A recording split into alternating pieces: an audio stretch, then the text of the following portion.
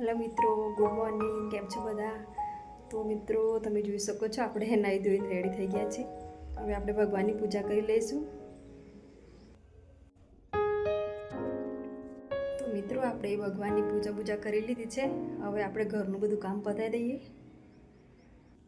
અહીં અમે ભીંડાનું શાક વઘારી દીધું છે અને ભીંડાનું શાક થાય ત્યાં સુધીમાં એક બાજુ આપણે લોટ કાઢી દઈશું. લોટ બંધાઈ ગયો છે અને આપણે એક બાજુમાં શાક થાય ત્યાં સુધીમાં આપણે એક બાજુ રોટલી બનાવી દઈએ.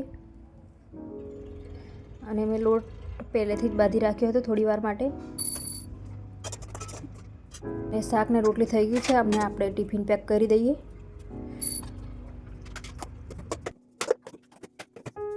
અને આ બાજુ મારા હસબન્ડ ઓફિસ જવા માટે રેડી થઈ રહ્યા છે અને એમનું બધું સામાન મૂકે છે. વોલેટ, ચાવી, ફોન, આઈ કાર્ડ.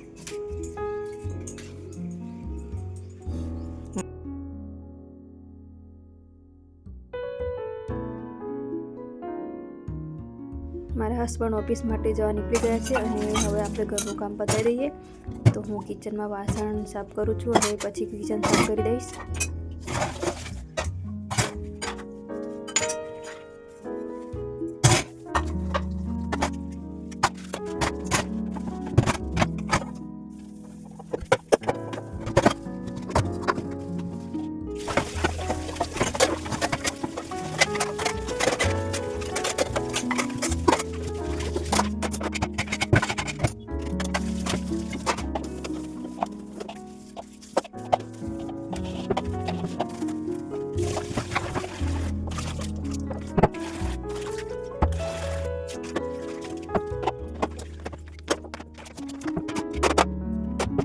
તો અમે અહીંયા કિચન સરસ રીતે સાફ કરી દીધું છે. હવે આપણે ટેબલ સાફ કરી લઈશું. તો હું અહીંયા અમારે નાનું ટેબલ છે, કોમ્પ્યુટર મૂકેલું છે તે સાફ કરું છું. અને ટેબલ સાફ કરીને આપણે અહીંયા પથારી કમ્પ્લીટ સેટ કરી દઈશું. અને બાજુમાં પાછળ ગેલેરી આવેલી છે, થોડું પાણી નાખીને ધોઈ દઈએ. તો બે બાજુ ગેલેરી છે તો મેં ફટાફટ ગેલેરી સાફ કરી લીધી.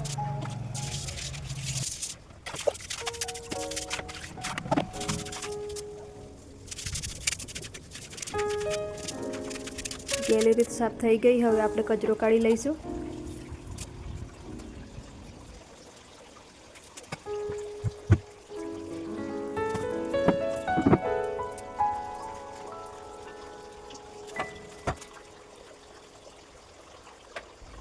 મેં કચરો સાફ કરી લીધો છે બરાબર. અને કચરો સાફ કરીને હવે આપણે પોતા મારી લેશું. મેં બરાબર પોતું મારી લીધું. આ રૂમમાં બાકી હતું, આ રૂમમાં પોતું મારું છું. પોતું મારે ને પડે કપડાં સૂકવી દઈશું. કપડાં મેં ધોઈ નાખ્યા હતા પહેલાં.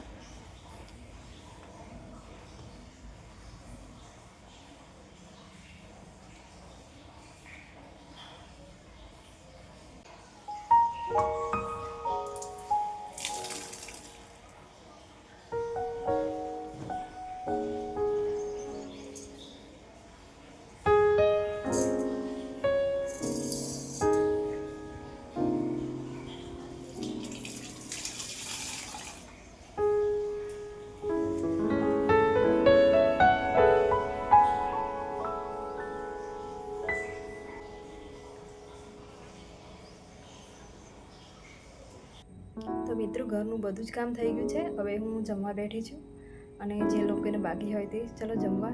આજે તો ભીંડાનું શાક ને રોટલી તો અહીંયા હું સાંજનું જમવાનું બનાવું છું. મેં મગની દાળ બાફી લીધી હતી પહેલાં. દાળ વઘારી લઉં છું અને પછી મકાઈનો રોટલો બનાવવાનો છે.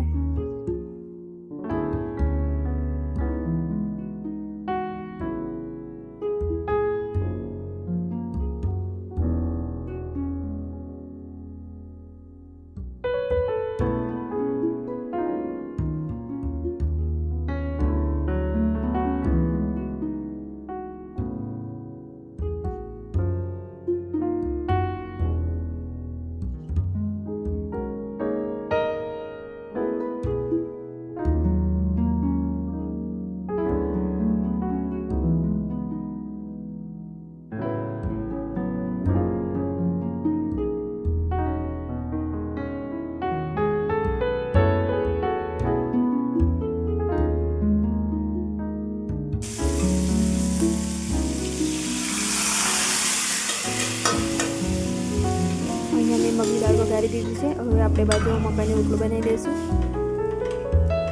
તો મેં મકાઈનો રોટલો બનાવી દીધો છે. તો મિત્રો વિડીયો ગમ્યો હોય તો લાઈક કરો, શેર કરો અને હા મિત્રો સબસ્ક્રાઈબ કરવાનું ભૂલતા નહીં.